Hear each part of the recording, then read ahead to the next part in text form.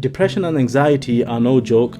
They need to be spoken about, and thankfully they are spoken about, and it's very common in our society as well. What's going on, guys? Welcome to a Moral Dilemma podcast, the one and only show where you can discuss anything unfiltered, and we like to pick up on societal issues as well that don't get enough attention and we need to discuss more. So today's episode is going to be about depression and the unfortunate context of depression in our society. And I'm going to quickly run through what depression is, how we can cope with depressions, how we can spot depression in people, and then, just a few words to my viewers and my listeners, and then we'll wrap the episode up. So let's get started. What is actually depression, and how can we relate it to ourselves?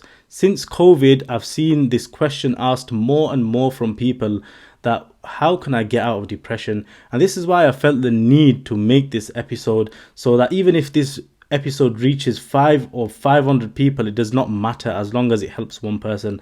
So depression is a negative energy that is withheld by someone, and technically speaking, it is a mood disorder. It's part of a common mental disorder, and it's something that does affect 1 in 6 people according to recent studies, and I will link that below. So the symptoms and how we can spot depression. So whether this is within ourselves, whether we're trying to self-diagnose ourselves, or we are looking for symptoms, amongst family members, amongst close ones, loved ones, work colleagues, etc. If you're a manager at work, it's massively important that you can spot these, issues or symptoms amongst your peers and the people you manage, because this can, it can prevent stuff from unfolding in the future. And I'll explain soon why it's so important to be able to spot this right at the beginning, because prevention is definitely better than cure when it comes to depression. So the symptoms vary depending on a person's, lifestyle, depending on a person's history, how many family members, their living arrangements, etc. But they're mainly commonly persistent feelings of sadness, hopelessness. If you see, like, you used to enjoy some things, like you'd love to play football before, and suddenly you just can't be bothered playing football anymore. Or, you'd like to go bowling with your mates, and now thinking of bowling depresses you. And you're like, I can't be bothered doing that. Just a can't be asked feeling. That's what depression is. And also, physical aspects can also show when it comes to depression, such as, a lack of sleep, somebody's, sleep patterns changing drastically, or weight gain, weight loss, etc. And also other more serious symptoms like suicidal thoughts, even attempts to take one's life. These can lead to things like decreased energy, very high levels of fatigue, and also, like getting quick to anger or frustration, etc. So these are just, a handful of the symptoms of depression, how to spot them. There could be many others, and it does massively vary, like I said, depending on the person themselves. And before I go any further, I do want to remind my followers, my viewers, listeners, first of all, thank you very much for, choosing to watch this episode. I'm very grateful. But if you are going through something like this, if you feel as though you are going through an episode of depression, and I will explain further, it's very important that you actually seek professional help, you actually seek medical help. And even if you're not, I don't want to get on board with taking medicines, etc., or I don't want to be, stuff my face with antidepressants, then that's fine. You could go and seek counseling, you can seek more proactive measures. But please take that as my number one advice before you go any further. This is strictly, for informative purposes and, informal advice. And if you are suffering, or someone that's suffering from an episode or persistent depression, please to seek medical advice. Okay, so with that said, let's move on. Depression can, like I said, can lead to things like anxiety and getting quick to anger, and easily frustrated. So let's talk about how common is depression in our society. We might think, oh, I feel depressed all the time. And one common feeling that goes through people's heads who are feeling depressed is that I'm the only one going through this. They feel singled out. They feel like nobody can understand them. But the shocking thing is, and this is why I was really wanting to speak about this, there are way more people than you expect that are going through depression. How common actually is depression in society? Recent studies, like I mentioned, show that 1 in 6 people actually have suffered from depression or a depressive episode within the space of a week. That's crazy. If you think about the numbers, like if you see 6 people walking down the street, one of them, within them 6 people, have actually gone through depression. So, putting it like that, if you're going through something similar to depression, or going through depression, or somebody going through the same sort of thing, then you need to realize that there are way more people than you think who are going through the same stuff. And according to Nuffield Trust in the UK, in 2020, the leading cause of death for people aged 5 to 34, that's the main years of your life, was intentional self-harm. What does that mean? Like, for example, suicide. And this was a result, they drew that this was a result of common mental disorders. And what does depression fall under? Common mental disorders. So, like, depression and anxiety are no joke. They need to be spoken about, and thankfully they are spoken about, and it's very common in our society as well, which is a very sad thing as well. But the good thing about that, the silver lining here, is that one person doesn't need to feel that they're going through this alone, or they're the only one who is suffering from such, an issue. They can get help. They can join support groups, which I will talk about later on in the episode. So let's move on. You're going to be asking yourself, what causes depression? I really thought about this, and I thought, you've got a guy who's sat in front of you. He's depressed, he's saying, and, his life's terrible. He's got no family. He feels like crap all the time. And then you ask yourself, well, how did he get here? So this can vary on many different things, of course, but there are many factors, like, something that's uncontrollable, like genetics, for example. If we've got depression that runs in our family, or mental disorders that run in our family, and the doctors say that we have a high chance of suffering the same disorders because of this genetics, then it's sort of unfortunate, but that's one of the factors that causes depression. More commonly, stuff like life events. So this is a very common one, because a lot of people are fine for a long time until they're not, and that's because of a life event. So what's a life event? Personally, I have also gone through a life event, and if I want to speak to you honestly, it did kind of mess me up.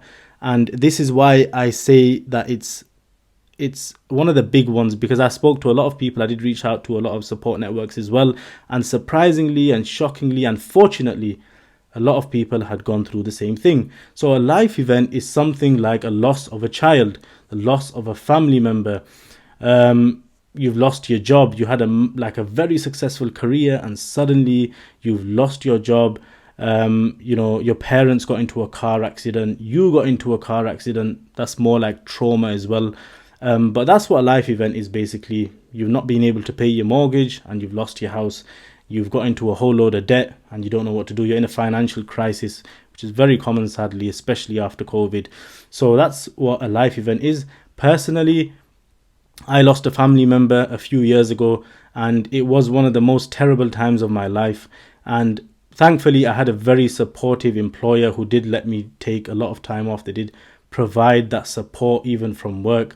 But the main way that I found some sort of comfort was by reaching out to support networks, reaching out to, like, for example, non-profit organizations. There's some excellent ones in the UK. I'll mention one or two later. But they do provide, support networks of people who have gone through the same thing. It's like an Alcohol's Anonymous meeting equivalent, that they have in America. You've probably seen it in a movie somewhere. But yeah, so that's a life event.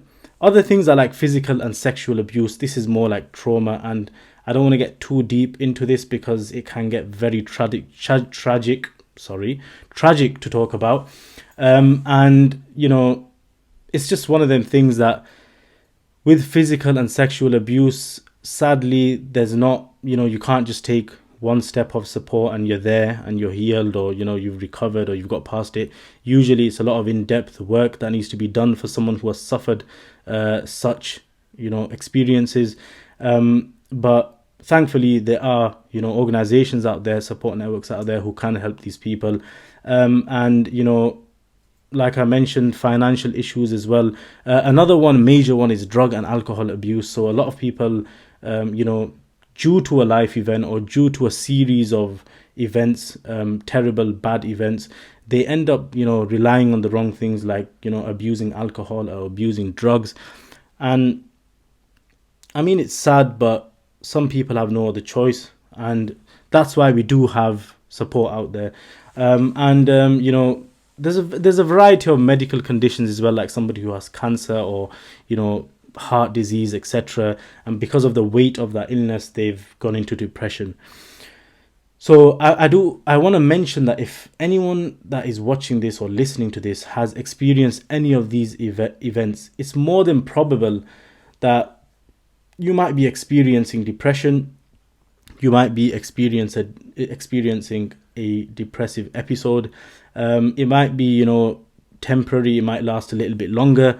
But remember, it's never permanent. So as long as we keep that in mind, we can move forward. First, we have to acknowledge that what I'm going through is not permanent. It's temporary. And just like everything else in life, it requires work. And with work, we can dig ourselves out of this. Yeah. So again, I'd like to mention, listeners, viewers, that it's important to seek medical, psychological help. As a person who comes from a family where, there are therapists in my family and counselors, etc., I'd like to stress the importance of actually speaking to someone. So, you might not realize, but whether it's an actual counselor, a therapist, or whether it's your best mate, if you actually sit down and you speak, or the opposite way, if that person's having a rough time and you actually sit down and listen, 90% of the time that person will feel much better just after 20 minutes, half an hour. It was Jordan Peterson who actually mentioned that as a therapist, as a counselor, he had this one woman who he'd provide therapy sessions to, and at the beginning all she wanted him to do was shut up and listen. Yeah, he was a therapist, his job was to advise.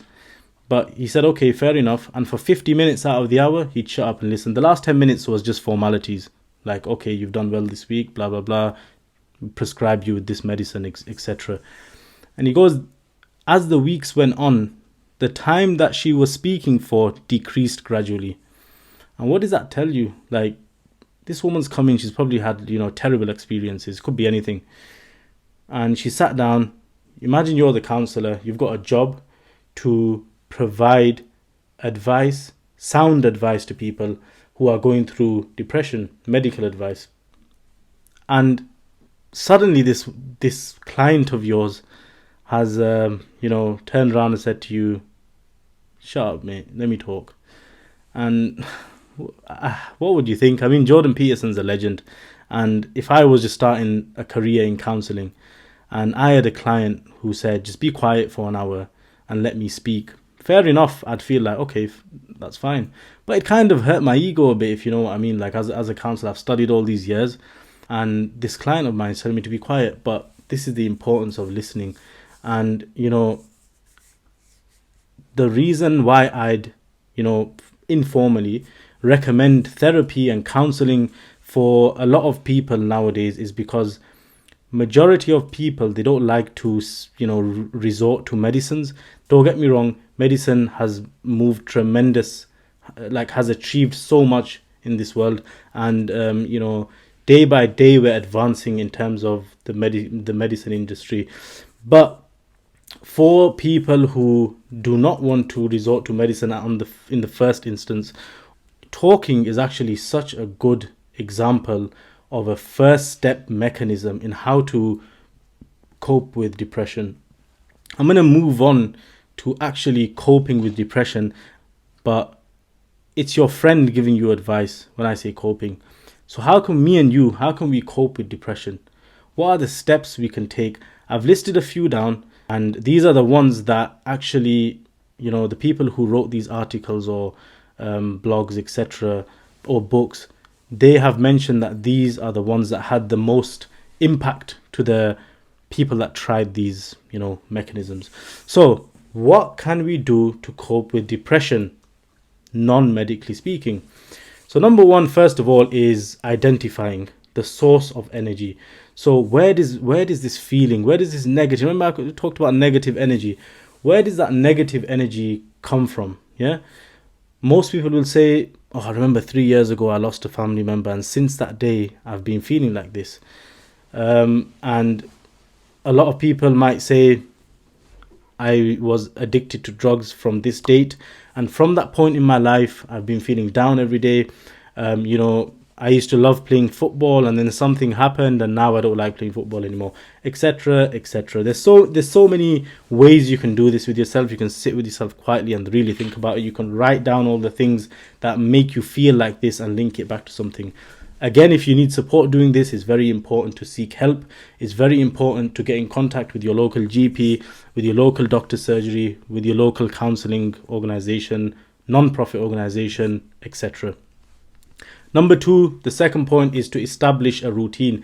The reason I'm mentioning this is because I've tried and tested it, and it's very, very important, whether you're actually going through depression or not.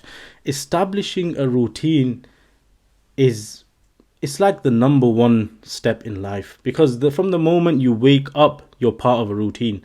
So, and the moment you go to sleep at night, that's part of your routine too. So your whole day has to be a part of a routine. Doing things at certain times makes you feel more in control of your life. And a big point of depression, a big factor, is that people say that they feel like they haven't got control over their life. And what can we do? Why can't we establish that control? Why is it so hard for us to let other people or other events not dictate our life? So being more organized, being more productive, waking up at 6 o'clock, going to the gym, coming home, having breakfast, going to work, coming back, reading, working, going to sleep, etc., having a dinner in between.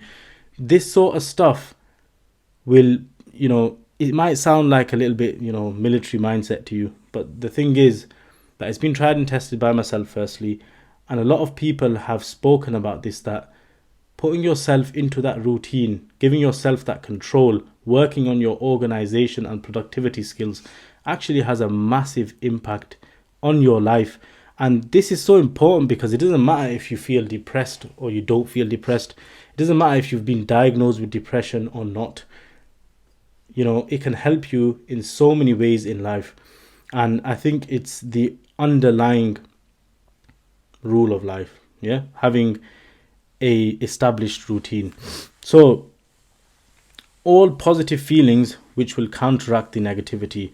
The reason why I'm mentioning this point is because the ultimate goal of working or trying to cope with depression is to ensure that positive feelings counteract the negative feelings until they become zilch, until the negative feelings are crushed and there are none left, and we're all about positivity. Hopefully that's the stage we want to reach. Of course, we'll have negative parts of our lives. Not every day is going to be sunny, but we have to remember that we have to build our mindset and routine in a positive manner.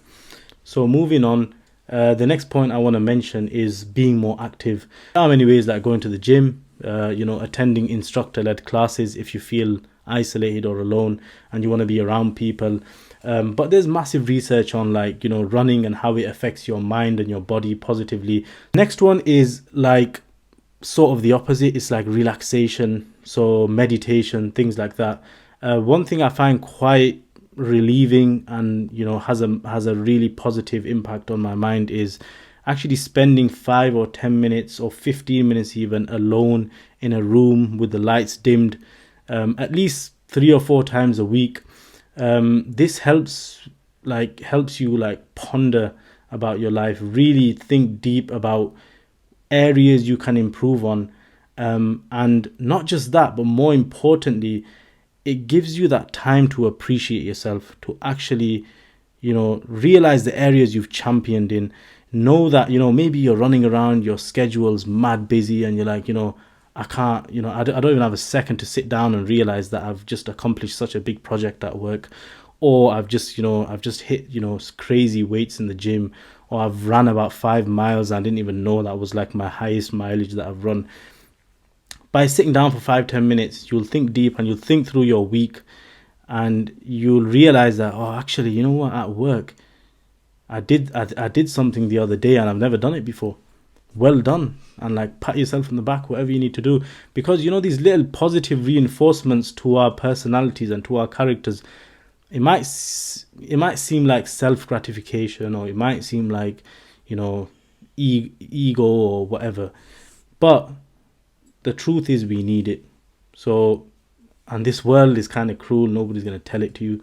So it's worth once in a while just give yourself a bloody pat on the back and say, you know what, you did good today. Even if it's a small thing, man, it doesn't matter, honestly. Give yourself a pat on the back, and by doing this every single week, at least once a week, do it. So at least you can ponder on the week before.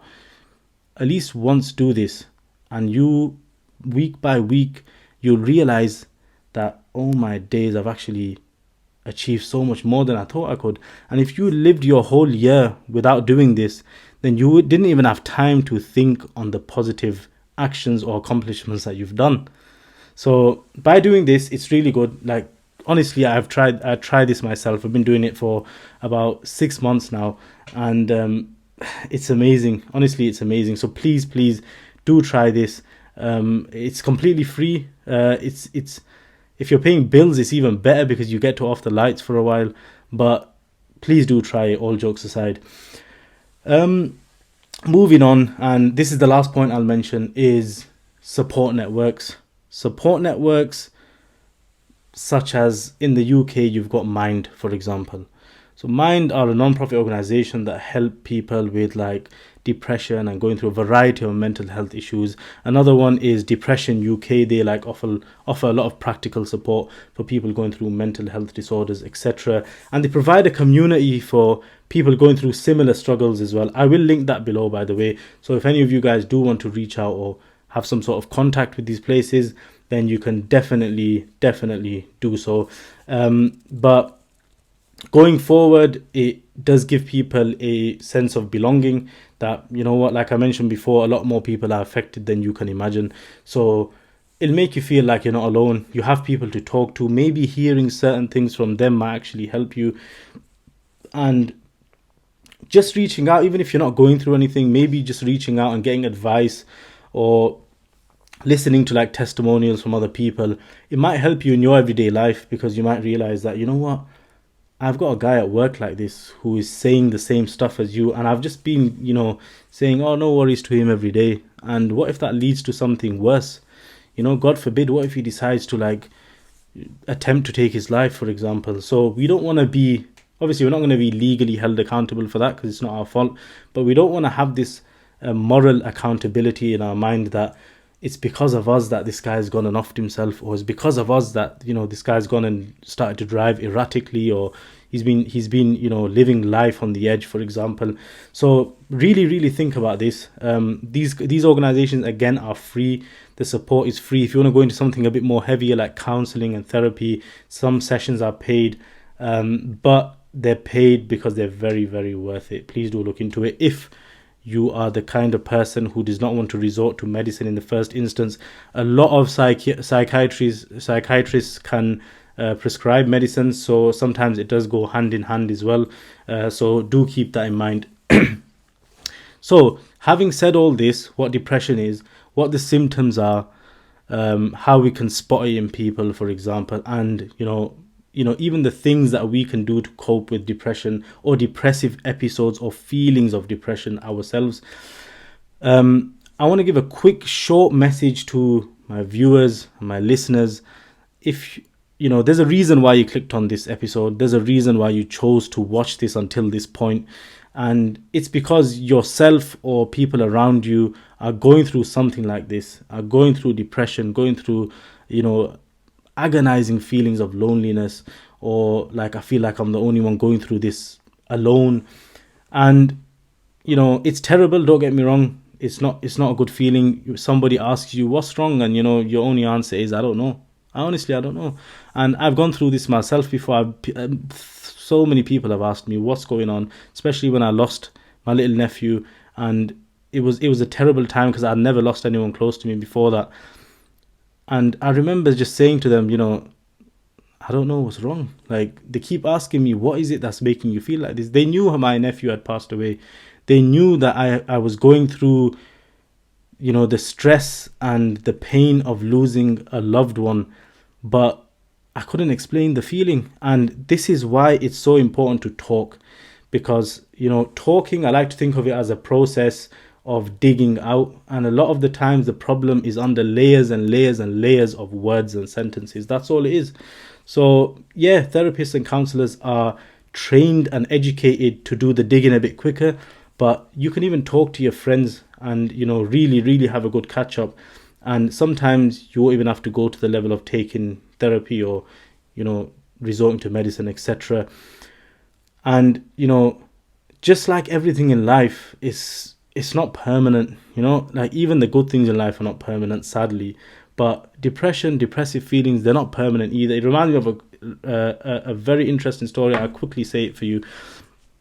I can't remember the names, but it was a long time ago. There was a famous king, and somebody asked him, like a scholar at that time asked him, tell me something, give me a few words that will make me happy if I'm sad and make me sad if I'm happy. So obviously when I heard that, I was like, what the hell are you going to say? Do you know what I mean? Like, it's crazy. Like, how can you say something that's going to make someone who's sad happy and someone who's happy sad?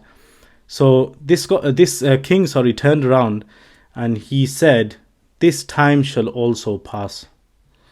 And the most amazing thing about that small phrase is only like a handful of words. This time shall also pass.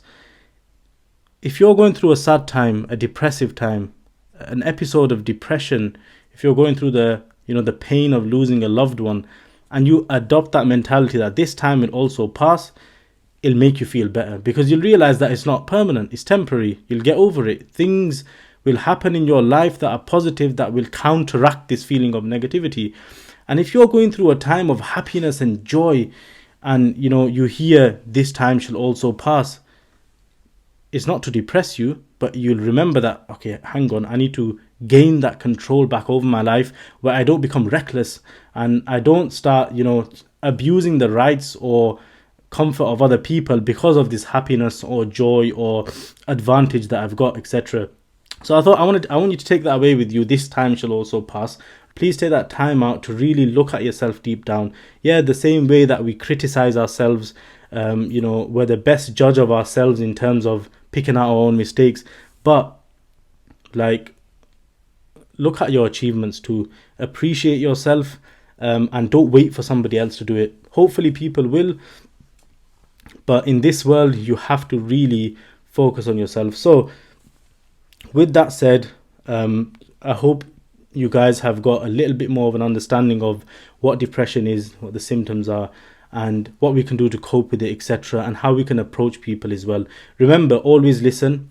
And if somebody is walking past you, wherever it is in life, your family, colleague, neighbor, person on the street, and you say to them, how are you doing? You okay? Build on that. Ask them, how's your day going? Has anything happened today that put you in a bad mood, etc.? So ask questions that are not closed. Ask open-ended questions to people, and really listen to people, because you can get a lot from what they say, even if it's a few words. So with that said, thank you very, very much for watching and listening. I'm really glad you made it to this point in the episode, and I just want to show you appreciation. And please do not forget to like this video if you did enjoy watching and listening to it. If you find anything particularly interesting, or you'd like me to talk about something else, or you have any questions at all, please do drop them in the comments below. And if you do like my episodes and the channel in general, a Moral Dilemma podcast, please do give us a subscribe as well. And we hope to see you in the next video. Thank you very much, guys. Take care now.